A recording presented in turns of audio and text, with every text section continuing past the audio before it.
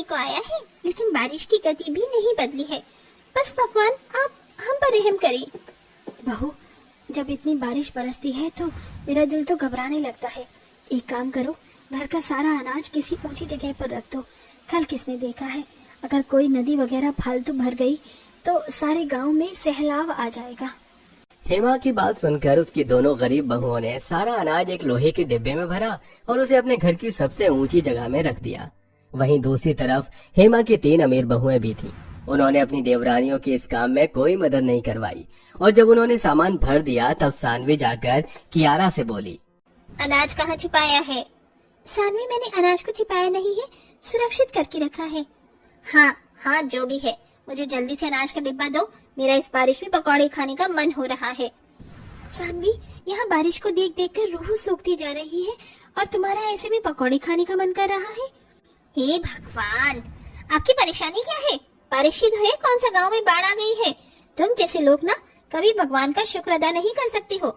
बारिश ना हो तो कितनी गर्मी है, सूखा पड़ रहा है तो बारिश हो तो उसमें भी चैन नहीं रहता।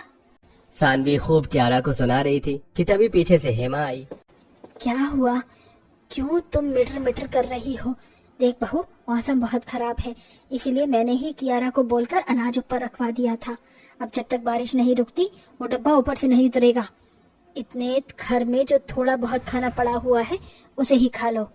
हेमा के बोलने से सानवी शांत हो गई और रसोई में चली गई। 5 बहुओं में ऐसे ही अनबन रहती थी। कियारा और कायरा दोनों बहनें थीं, जो कि गरीब परिवार में ब्याही थीं, और सानवी, आरवी और त्रिशिका तीनों अमीर परिवार से थीं। इसलिए घर की सारी जिम्मेदारियां गरीब बहुएं ही उठाती थीं। ऐसे ही सिलसिला चल रहा था और गांव में लगातार मूसलाधार बारिश बरस रही थी। गांव थोड़ी सी ऊंचाई पर था, इसीलिए नदियां अभी तक भरने के बाद भी गांव तक नहीं पहुंची थी। लेकिन जिस तरह से पानी बरस रहा था उसे देखकर सभी की जान हलक में अटकी हुई थी। और आज एक जैसे ही बारिश होते हुए 4 दिन बीत गए थे। माँ, हम मासी जी के घर चले क्या? यहाँ तो बारिश रुकने का नाम ही नहीं ले रही। ऐसा ना हो कि गांव में बाढ़ ही आ जाए। ठीक कहती है बेटा, यहाँ पर रहने के लिए तो अब मेरा मन भी नहीं मान रहा है। बहुओं, बहुओं। हेमा अपनी बहुओं को आवाज लगाकर बुलाने लगी। हाँ माँ जी। देखो, मुझे तो अब इस मौसम से डर लग रहा है, इसलिए हम सभी अपना अपना सामान बांध लो। हम आज ही गांव के स्टेशन पर से मेरी बहन के यहाँ चले जाएंगे। हेमा की बात सुनकर सभी खुश हो गए कि और उन्होंने अपना सामान बांध लिया। सामान बांधने के बाद गरीब बहुओं ने याद से अपने सफर में खाने पीने के लिए खाना ले लिया और सभी रेलवे स्टेशन जाने को निकल गए। लेकिन कहते हैं ना कि जिस इंसान के जो नसीब में हो वो होकर ही रहता है। बस ऐसा ही हेमा के परिवार के साथ भी हुआ। वो लोग जैसे ही अपने घर से निकले तो उन्हें बहुत ही ज्यादा प्रेशर से पानी अपनी तरफ को आता हुआ दिखाई दिया। उस पानी में लोगों की बही हुई झोपड़ियां थी और भी चीजें वो सैलाब अपने साथ लेकर आ रहा था। अरे नहीं, लगता है गांव की नदी भर गई और अब पानी सीधा गांव की तरफ को ही बढ़ रहा है। जल्दी से सभी हाथ पकड़िए। पूरे परिवार ने एक दूसरे के हाथ पकड़ लिए। कुछ ही सेकंड्स में वो पानी उन सभी तक पहुंच गया और आगे भी तबाही मचाता हुआ बढ़ने लगा। जिन लोगों को पहले से ही बाढ़ की आशंका थी वो सभी तो ऊंची जगह पर जाकर बच गए, लेकिन जो लोग घरों में थे उनका वहीं दम घुट गया। ऐसे ही हेमा के परिवार में भी सभी डूबने लगे कि तभी कियारा को एक बहती हुई लकड़ी मिली। माजी सुनिए, सभी हिम्मत रखिए, आइए इस लकड़ी से सहारा लीजिए। कियारा ने किसी तरह से उस लकड़ी को सभी की तरफ को खींचा। कायरा, तन्वी, सानवी, हेमा, आरवी और त्रिशिका सभी ने लकड़ी को पकड़ लिया और उनकी जान बच गई। अजय बहू, तूने इस लकड़ी के तख्ते को पकड़ लिया, वरना आज तो मुझे मौत नजर आ गई थी। माँ, हम बच तो पाएंगे ना? जरा आसपास देखिए। सभी ने अपने आसपास ध्यान दिया। आसपास 2-2 मंजिलों तक पानी भरा हुआ था और ऐसे ही सभी तरफ बस तबाही ही तबाही नजर आ रही थी। अपने गांव की ऐसी हालत देखकर हेमा रोने लगी। हे भगवान, ये क्या हो गया?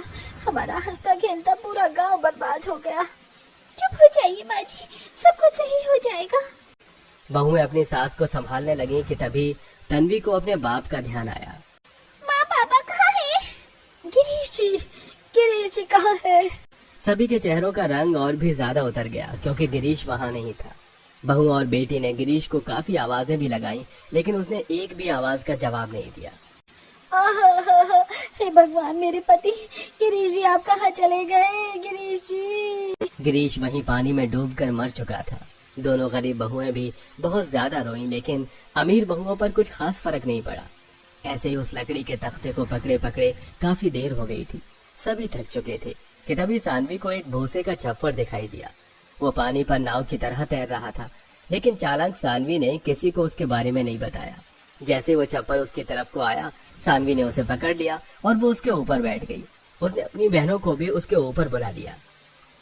अरे वाह, ये चीज तो बढ़िया है। बहू मुझे भी खींच लो ना, अब पानी में रह रहे खाल भी फूलने लगी है। नहीं, अब इस छप्पर पर कोई नहीं आ पाएगा, और वैसे भी इस वक्त तो सभी को अपनी जान बचाने की पड़ी हुई है। हम भला आपको लाकर अपनी जान को क्यों जोखिम में डाले? सही कहा। चलो हम अपनी इस जुगाड़ू नाव को स्टेशन पर ले चलते हैं। स्टेशन ऊंचाई पर है, वहाँ अभी पानी नहीं आया होगा और हम वहाँ से घर चले जाएंगे। सही कहा। तीनों खुदगर्ज बहनें सिर्फ अपने बारे में ही सोच रही थीं। उन्होंने उस छप्पर वाली नाव को अपने हाथों से ही चलाना शुरू किया और वो अपने परिवार को मुसीबत में ही छोड़कर चली गई। उनकी इस हरकत पर अब हेमा, कायरा, कियारा और तन्वी के पास कोई शब्द नहीं थे। वो बेचारी तो वहीं पर फंसी हुई थी। कुछ ही देर में तीनों अमीर बहनें स्टेशन पर आ गईं। स्टेशन पर भी पानी था, लेकिन वहाँ ऊंचे प्लेटफॉर्म की सीढ़ियां दिखाई दे रही थी। लास्ट प्लेटफॉर्म पर पानी नहीं था। वो पांचों अपनी नाव से उतरी और सीढ़ियां चढ़कर ऊपर आ गई। वहाँ अभी तक कोई ट्रेन नहीं थी। चलो अच्छा है, अब हम यहाँ पर पहुँच गए, अब तो हम बच ही जाएंगे। वो तीनों वहाँ आकर ट्रेन का इंतजार करने लगी, तो वहीं दूसरी तरफ दोनों गरीब बहुओं को भी एक बड़ा सा लकड़ी का ही तख्ता तैरता हुआ दिखा। अरे वाह, ये अच्छा है, सभी इसी के ऊपर आ जाइए। कियारा और कायरा ने मिलकर उसे पकड़ा और फिर अपनी नंद और सास को उसके ऊपर चढ़ने में मदद की। उसके बाद वो दोनों भी उसके ऊपर बैठ गईं। भगवान का शुक्र है कि हम बच गए। अब चलो बहू, जल्दी से इसे स्टेशन पर ले चलो। वो सभी अभी स्टेशन पर ही आ गए, जहाँ पर उन्हें भी सब कुछ सूखा मिला। हम सही समय पर पहुँच गए हैं। ट्रेन आने में बस 10 मिनट बाकी है। सभी स्टेशन पर इंतजार करने लगे कि तभी फिर से एक तबाही आई। अचानक ही नदी में और प्रेशर बना और बड़ी बड़ी लहरें उठने लगी। बारिश रेगुलर हो रही थी और ऐसे में ऊंचे बने हुए स्टेशन में भी पानी आने लगा। अरे नहीं, अब हमारा क्या होगा? ट्रेन कब आएगी? सभी घबराने लगे। पानी काफी तेजी से भर रहा था। सभी काफी डरे हुए थे कि तभी वहाँ पर ट्रेन आ गई। अच्छा है, ट्रेन आ गई। चलिए सभी जल्दी चलिए। गरीब बहुओं ने भरते हुए पानी में किसी तरह अपनी सास और नंद को ट्रेन में चढ़ाया और वो दोनों भी ट्रेन में चढ़ गईं। तभी दरवाजे के पास उन्हें अपनी देवरानियां दिखाई दी। हमें भी ट्रेन में ले लो ना, हमारी मदद करो। भाभी, इनकी मदद मत करना, वरना ट्रेन में पानी आ जाएगा और हम भी नहीं बचेंगे। तन्वी और हेमा उन्हें मना करने लगी, लेकिन गरीब बहुओं का मन नहीं माना। वो अपनी जान पर खेलकर ट्रेन के बाहर आई।